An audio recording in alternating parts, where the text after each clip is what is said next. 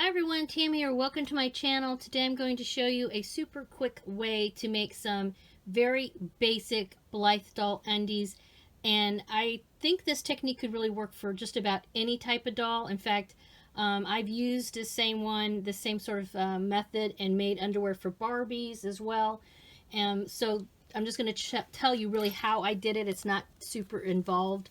Here is a one pair that I made just to show you what they're going to look like. Like I said, they're very, very basic. Okay.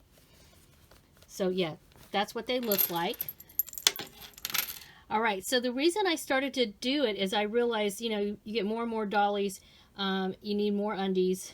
Okay. Especially if you buy the fake doll, because they come with nothing. Now you can buy some really cute underwear, and I have purchased quite a lot of really cute undies. These, for example, I believe I got these at Plaza Japan, and they were very reasonably priced. If I remember correctly, I got a package of like three of these, similar in look, okay, for like around $10. And I think $3 is a pretty good deal for something like that. But if you're in a pinch or you want to attempt to make your own, they're not super involved if you make the really basic ones. So here is actually a pair of Takara stock undies. I don't remember who this originally came from. It's a light pink color, so somebody might recognize that. But a lot of the stock dolls don't have fancy underwear. I mean, I think they should. I mean, I think it's one of the things that Takara has been remiss in. Occasionally you get some nice undies, but for a lot of them, for the most part, have a pair like this, which is just regular nylon, unfinished. Okay, let me turn it inside out here. Unfinished, and then just stitched on the sides like that. So that's all just one piece. There's no seam here in the middle or anything. And when I looked at those, I realized, you know what, those are really easy to make. So I took a pair of these and I put them on a piece of paper and I drew around them and I made a template like this. Okay, so let's see, like you can see, I did one, and then I flipped it over and did the other one, and that way I have one piece. Now I will say this is a little bit on the big side. You can even see when I do this that this is kind of a little bit too big, but this does stretch, and you can always size it up or down a little bit if you want. But then, so I made the template. Then I got some of this, this is like underwear material. It's very stretchy, basic nylon lingerie fabric.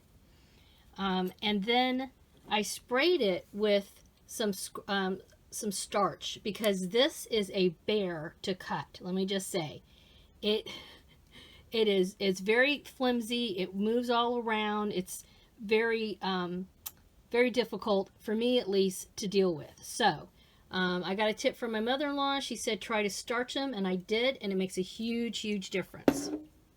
So once you get your pieces and you sprayed them down with starch, you have to wait a little bit of time, because it does take a while for it to dry, because the stuff's like really wet.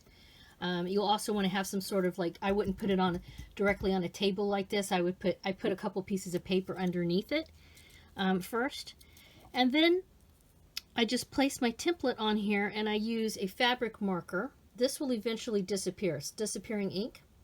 And then you can this has a blue end or a purple end. You draw around it. Okay, I'm going to do that and be right back. All right, I'm back, and like I said, I put the template on a piece of the fabric and I just drew around it. The next thing I'm going to do is I'm going to cut it out. Now, there's a couple ways to do this. Obviously, you can use a regular pair of, shears if you want to. But if you have one of these, it's much easier. Again, I find this very difficult because it's so flimsy. When you're cutting it, it moves like crazy. Even after spraying it with the starch, it kind of has a lot of movement. And so if you have a one of these type of cutters and a mat underneath like they use for quilting, I recommend using this. So you carefully cut it out, and I will do that and be right back. All right, I cut it out.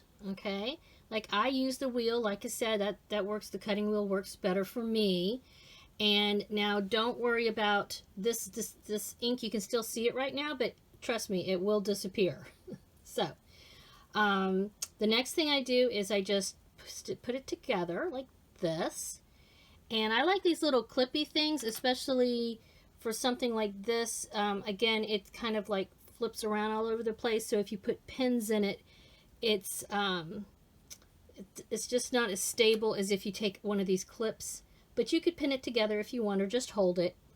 And then I'm just going to do a back stitch back and forth a couple times, stitch it together by hand. This is by hand. You could use your machine if you want, but seriously, by the time I did all that, I could have this thing done. So I'm just stitching it by hand, and I'll do that next. All right, so I'm almost done hand stitching the sides. And I go in about, I don't know, 1/8 to 1/4 of an inch from the edge and just do a, I guess it's a back stitch. So you go, see, you go in, and I doubled my thread, by the way. So, because these get a lot of wear and tear because of taking them on and off a lot. So you do want to make sure whatever stitching that you do by hand or whatever is going to be, pretty tough. It's going to be able to handle, I'm getting a knot in there, don't knot up on me. It's going to handle lots of, stretching of the fabric, because this is real stretchy.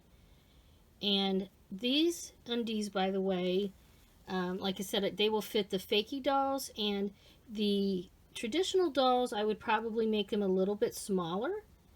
But like I said, if you have a pair of undies already, that you like the fit of, that's where you would start with this, is get a pair of undies that you like, draw around them, come on, and then make your template, and then you can make as many as you like. And these are not super fancy, they're very, very basic. I have to say, I do like the fancier undies, but it's, when you have lots of dolls, and like I said, the fake dolls do not come with underwear or anything unless somebody's nice. And sometimes the vendor will throw in some extra swag, but unless you purchase some, your doll will just come naked with no extra clothing at all.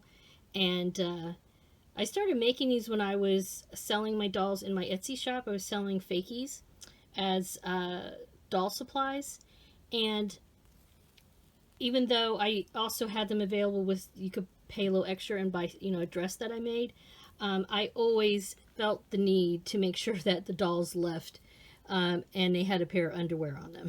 I don't know why that is, I don't know. But anyway, hopefully you can kind of see what I'm doing here. All right, I'm going to finish this off, and I'll come back and show you the finished pair. All right, I'm done. And yeah, you can still see the purple on there, but trust me, it will eventually disappear, and it will look like this pair right here, which you can see has no purple on her anymore. There's no purple on these undies because for whatever reason that ink finally disappears. But this is the same exact type of pair that I made right here. And like I said, I mean, they're kind of got a little bit of a granny panty thing going on, so you could easily trim them down if you wanted to. But that's the basic gist of how I make a super simple basic pair of underwear for my Blythe dolls. I hope you found it helpful. If you have any tips for making dolly undies, please include them in the comments below. As usual, I always appreciate a thumbs up. Thanks for stopping by. Please subscribe and have a wonderful dolly day. Bye-bye.